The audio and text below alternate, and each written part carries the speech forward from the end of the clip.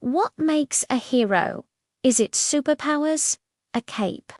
No, sometimes a hero is just an ordinary person who, when faced with an extraordinary crisis, does the unthinkable.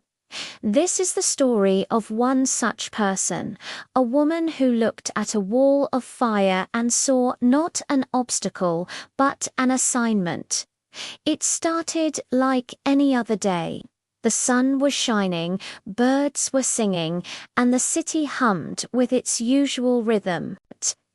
But then the sirens began. A faint wail at first, growing into a deafening chorus.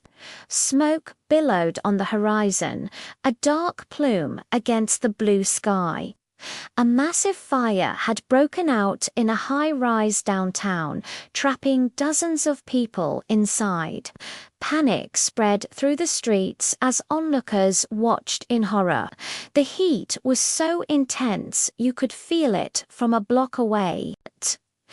The building groaned under the strain, a wounded giant on the verge of collapse. Among the first responders was a firefighter named Alina. She wasn't the biggest or the strongest on her team, but she had a calmness about her that was almost unnerving. While others saw chaos, she saw a series of problems to be solved. Her captain briefed them. Multiple floors were engulfed, and the primary staircase was compromised. But worst of all, a daycare on the 10th floor had called in, trapped by the flames. The mission was clear: get those kids out. Without a moment's hesitation, while some were still gearing up, Alina was already double-checking her oxygen tank. She looked at the burning building, her eyes focused, her expression determined. There was no fear, only resolve. A rookie firefighter, barely out of the academy, looked at her and said, "It's an inferno. How can we possibly go in there?" Alina simply turned, patted his shoulder, and said, "We go in because they can't get out. This is the job." Her voice was steady, like she was discussing the weather. She led her unit into the smoke-filled lobby. Debris was falling, and the roar of the fire was deafening. They navigated through the blinding smoke, guided by training and sheer willpower. As they ascended, the heat intensified, making every breath a struggle, even through their masks. The building was a labyrinth of fire and shadow.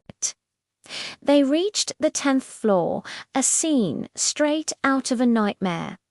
The hallway was a tunnel of flames. The daycare was just on the other side.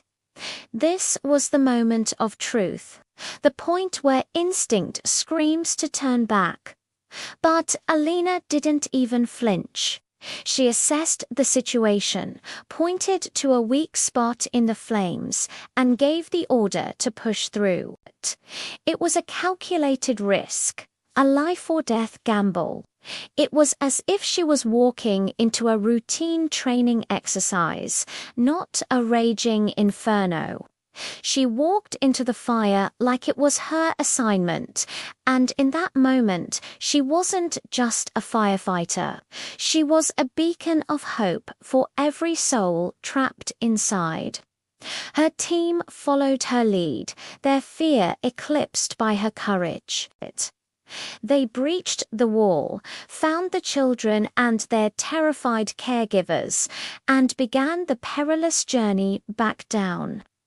Alina coordinated the evacuation with surgical precision, carrying 2 small children in her arms while guiding others through the smoke. She was the last one out of the building, her gear scorched, her face covered in soot, but her mission accomplished. That day, Alina and her team saved 17 people, including 12 children. When asked later by a reporter how she could walk into such danger, she simply replied, "Someone had to.